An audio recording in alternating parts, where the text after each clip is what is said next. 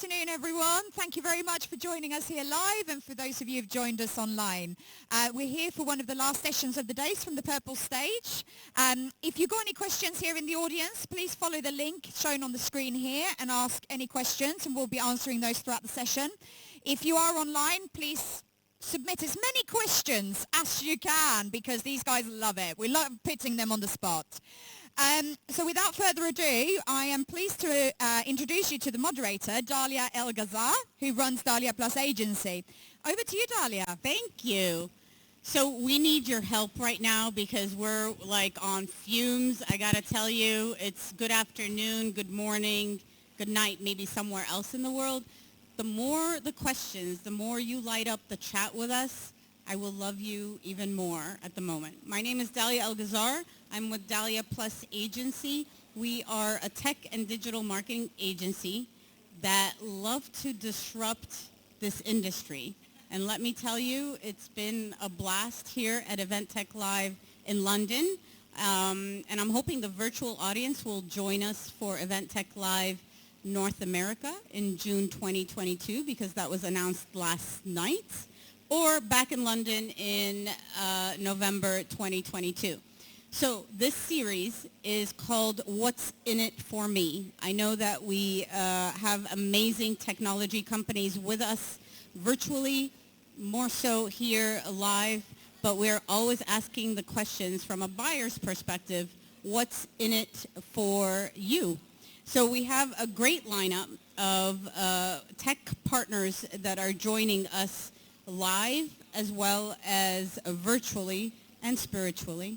So we're going to start with Humphrey and Clipper. Humphrey, how are you today? All right, doing well. It's your first time at Event Tech Live London. Yes. So what do you think so far? It's awesome. It is awesome, huh? Yep. It's a big love fest, I must say, right? So I'm trying to create as much FOMO as possible for the virtual audience here. But very quickly, because Clipper's really new to the event tech scene, tell us what Clipper can do and what's in it for the organizers.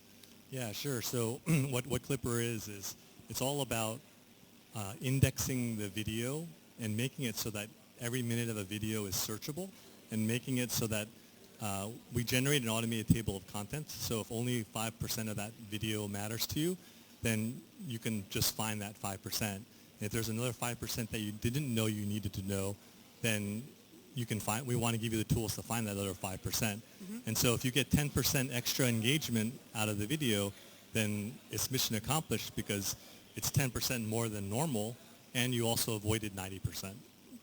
So I keep looking at Clipper, and when we are showing it, when we've been showing it at the Tech Pavilion to organizers and meeting management companies, the wow factor is everybody's always looking at the content that they've created, as well as, I call it legacy content, with no disrespect whatsoever. So I'm talking about content that has been archived or on a hard drive, for example, and then you're able to auto-magically create a player with Clipper, upload all your videos, and then they not only become searchable. What are the other types of wow factors that you see with your organizers that are using Clipper at the moment? So you can also bookmark, which means like anything that it's worth saving, you can save it, add it to your own personal to-do list, and actually create your own personal highlight reels. Mm-hmm. You can also react to it, and you can also comment to it. And now, like as of Tuesday, you can also share it socially, nice. Publicly. So you've been working like behind the scenes while you're on the scene. Yeah. Ah, okay. So here's a big question for everybody, because organizers spend a ton of time when they're putting their events together, no matter if it's virtual, blended, face-to-face, on content creation, and with speakers, etc. So the big money question, how can you monetize content on Clipper? Yeah, so one way that event organizers could do that is if they want to charge for the access, they could. Mm-hmm. Because like right now, let's face it, when you send out a bunch of URLs to people, nobody's doing anything with it at all. It's pretty useless. And so you could charge it. You could also just give them complete, access to it and not have to charge them anything. But the way that event organizers can actually monetize this is that we also have analytics and premium analytics. And these analytics give the organizers insight into exactly what the viewer values and doesn't value. And what they value is actually a lead. And how they actually are engaging is also informing how important it is. Did they bookmark it? Did they share it? Did they comment on it? All these things are indicators which end up giving the event organizer a lot of extra insight that they currently don't have. And so in a way, what can happen is that the content can actually work all year round. And right now, for most event organizers, the concept of 365 is like theoretical. True. And Clipper can actually make that real. Like we basically, we say that we light up the long tail. Perfect. So this is a great segue to our next technology. But Humphrey, thank you so much. And I hope you go to clipper.ai to learn more, ask for a demo, but ask the hard question on how you can make more money on content, right? Thank you, Humphrey. And by the way, one more thing. It's actually Clipper for event organizers. Uploading into Clipper is now also free. Hey, there's a bonus. Christmas comes early. Merry Christmas, everyone.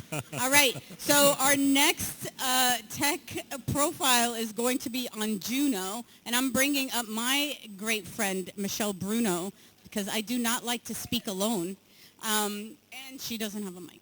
We need a mic. Dan the man, unsung hero.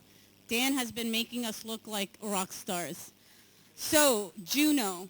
Michelle, let's talk about Juno for a second, because I have to say there's a lot of virtual event platforms, as you know. Mm-hmm. And so what makes Juno different? Like, what is like the long-term vision that organizers should have beyond 2022 at the moment that Juno can offer? Yeah. Well, one distinguishing characteristic about Juno compared to other hybrid and digital platforms is that Juno comes from the principles around a 365 community, whereas many other platforms are just doing events. They're doing the community and then having events as part of the community. So there's sort of a seamless transition from talking and interacting around an organization or around a concept, and then doing an event on top of that, and it keeps the community sort of sewn together 365. And the other thing I would say about Juno is the fact that many digital and blended platforms, so to speak, we don't like the H word. Yeah, are trying to create communities. They're trying to retrofit themselves to be a community platform, but really they're a virtual and hybrid event platform. Juno is starting out as a community platform and doing events. So it's quite a bit of distinction. I guess I'm going to add a third thing to it. The founder of Juno came from the community space. So a lot of platforms were built up from something, mobile apps or other matchmaking software and things like that.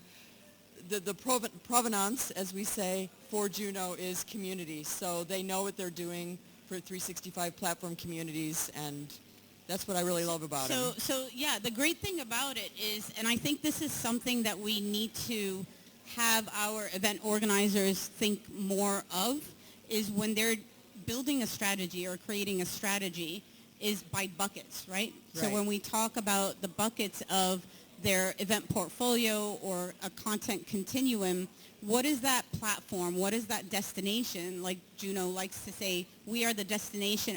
What are you doing from a connection standpoint, a content standpoint? Because content, anything that's around content can turn into an event. So what are you doing with the connections, the conversations, and that community,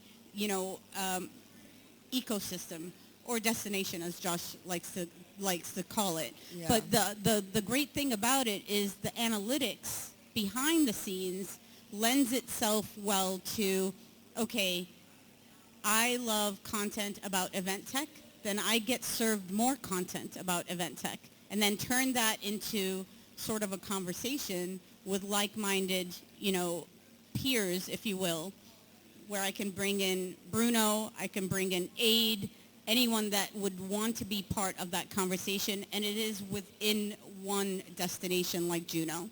So thank you. Yeah, you're welcome. You're welcome. All right.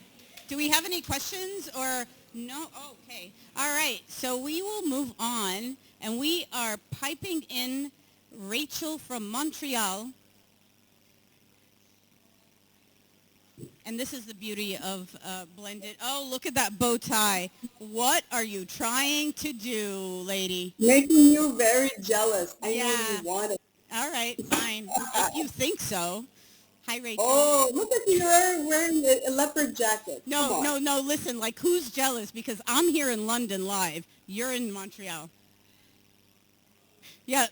So Rachel is the great mind behind Snowball. So in 60 seconds or less, Rachel, what is Snowball all about?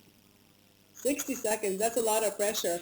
I mean, I think every time we should drink every time we hear the word community. I've been on ETL and like this buzzword is everywhere. What Snowball is all about is getting your community to co-market with you. It's really tapping into the power of your own people to do some of that heavy lifting for marketing and getting the word out to put butts in seats, eyeballs on screens. Perfect. That's 60 seconds or less even. Yes. No, you did really well. So I think for to stick with the goal of what's in it for me from a buyer's or an organizer's perspective, tell us about the missed opportunities that organizers need to infuse in their strategy, marketing strategy, content strategy, keeping Snowball in mind. Yeah, I mean the biggest missed opportunity is that sometimes they feel that they're on their own to market their own events or amplify their content and do all that work, and they miss the opportunity that they have this massive audience, passive audience that's there that is also their biggest champions and advocates. It's a matter of empowering them, giving them the tools that they need. That's what we do with Snowball, is packaging all these digital assets that are personalized for every single stakeholder based on their persona, and having them be those brand ambassadors to get the word out. That's before the event. The other missed opportunity is that now with all this content that's been captured, it's been sitting there in the web, collecting web on their websites, and it's a matter of putting it back in the hands of that same community, same audience, to be able to amplify it and repurpose it past the event. So that's what we try to do, is before, during, and after the event, to continue that engagement and that opportunity to make the content work for you and your audience and community to work for you as well. So usually, people say, oh, we want to get others to help us put butts in seats or eyeballs to screen. But, when it comes to content, how can they amplify the content using Snowball? Well, the content that you take it is like, let's say some of the sessions from ETL, for example, it's about getting it in the hands of everybody who's attended, for example, and getting them to share it and saying these are the most watched, for example, sessions. We're doing some collaborations with Flipper as well in order to capture this content and create those playlists of the most watched or most popular sessions from a certain event and have your audience circulate them. You can give them to your speakers as well and have them share that their sessions, because everybody asks for those decks and for those sessions, and is the recording going to be available? So why not get also your partners, your speakers and your audience to kind of amplify that post-event as well? Perfect. So we're all about data analytics, and we're all about KPIs, and we make up our own KPIs, don't we? Oh, we do, and it changes every day. So beyond the KPIs and those, what we call them, vanity numbers, like registration numbers and attendee numbers and so forth, let's give our organizers some other KPIs that they should be considering within their plan when it comes to content or when it comes to marketing. Think of some that we can help them with that. Be creative. I mean, creative. Oh, return on engagement, return on content. I mean, It's all about talking, maybe not necessarily right away on registration, but sometimes it's like the growth of an audience in particular, or lead generation. But lead generation can happen also with the content. So your content from the event becomes a lead magnet circulating through your audience. So for me, the audience is the new marketing channel, and how and what you can have them do with you is really key here to achieve any KPI that you might have, really. So you can snowball pretty much anything with your goal. Awesome. All right. So any last thoughts or advice for organizers when it comes to their marketing for 2022 and beyond? Factor in your people in your marketing. You're not alone.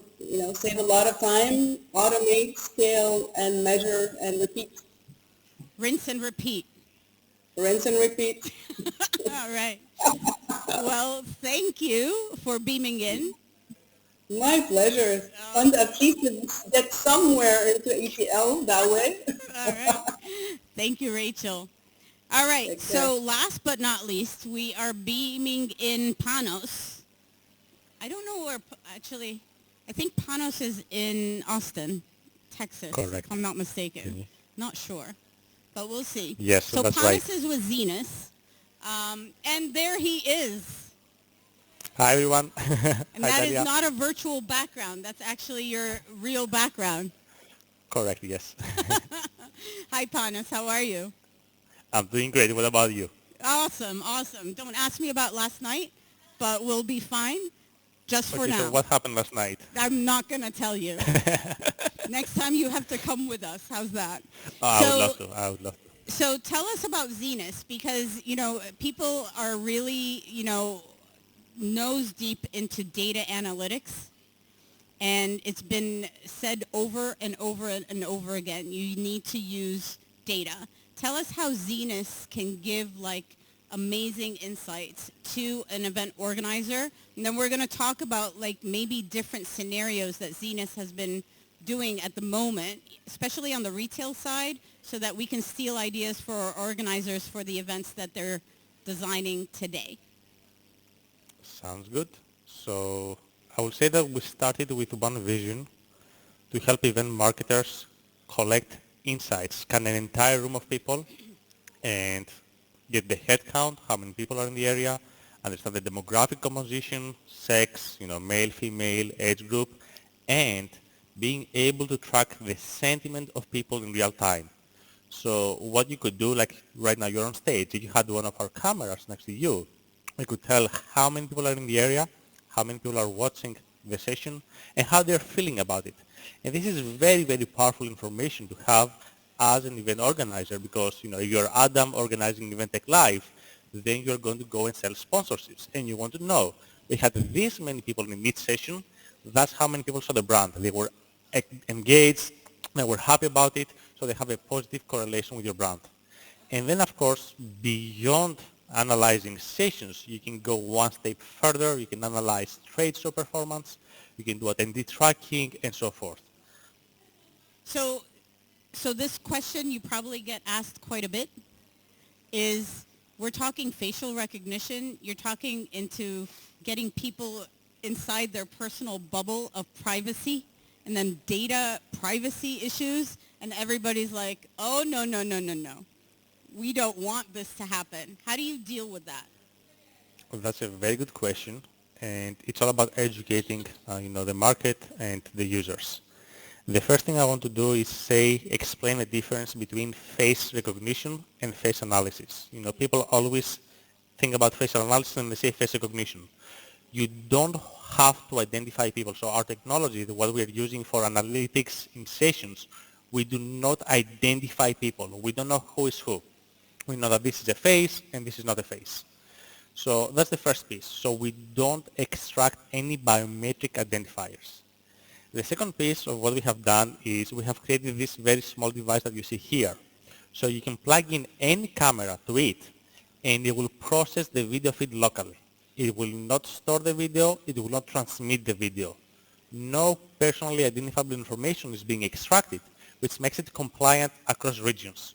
So what the device is doing is looking at a room and says, On average, I'm seeing 50 people, 20 men, 30 women.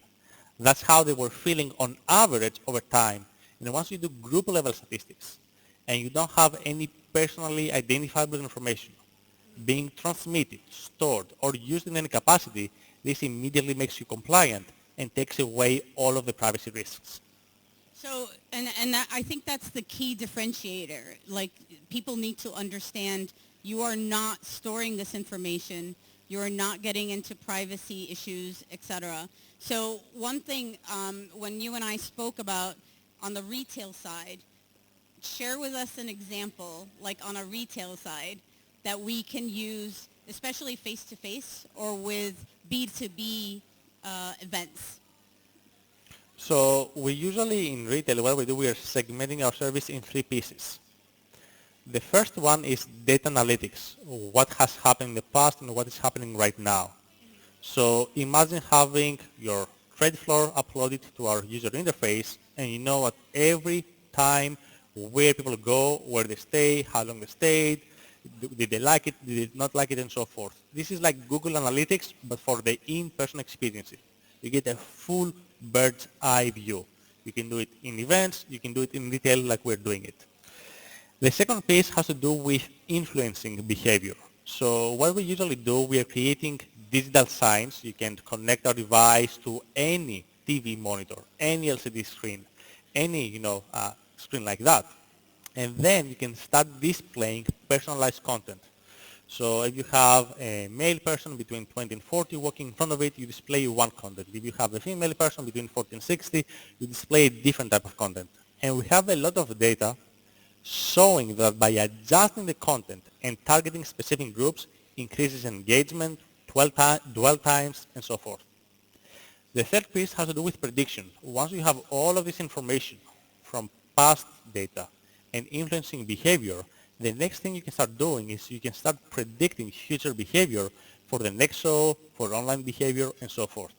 So we go from a point of not really knowing the experience of our attendees, our delegates, to understanding fully who is there, where they went, influencing their behavior and improving it. Imagine changing the lights and the music inside the keynote session, creating personalized screens for each person, and then being able to predict how changes in the experience and the layout are going to impact the user flow. Perfect. And you're using Zenus with registration, like on-site registration? We do have some partners. I want to call out, for example, Field Drive, one of them. They have been pushing. This is with face recognition. This is a separate product line where they can make the check-in process quicker. But yes, we do that as well. Perfect, perfect. Well, thank you for joining us. You are in Austin, aren't you? That's right. I'm currently in Austin. Right. But next year we're going to see you in Vegas in June so we can tan together. Yes, let's do it. I'm all up for it. All right. Awesome. Thank you, Panos. Thank you. Bye-bye. Παρακαλώ. All right. So we are good. I think this has been fantastic. And yeah, we're still going to be around until end of the show. So if poor us yeah, after last night, right? I know. Yeah, we need to go and sleep now. Yeah, but thank you. Thank you so much, Dhalia. Thank you for everyone who's joining us here and online. And we'll see you next year. We'll see you in Vegas. Yes, baby. See you all in Vegas. Yay. Perfect.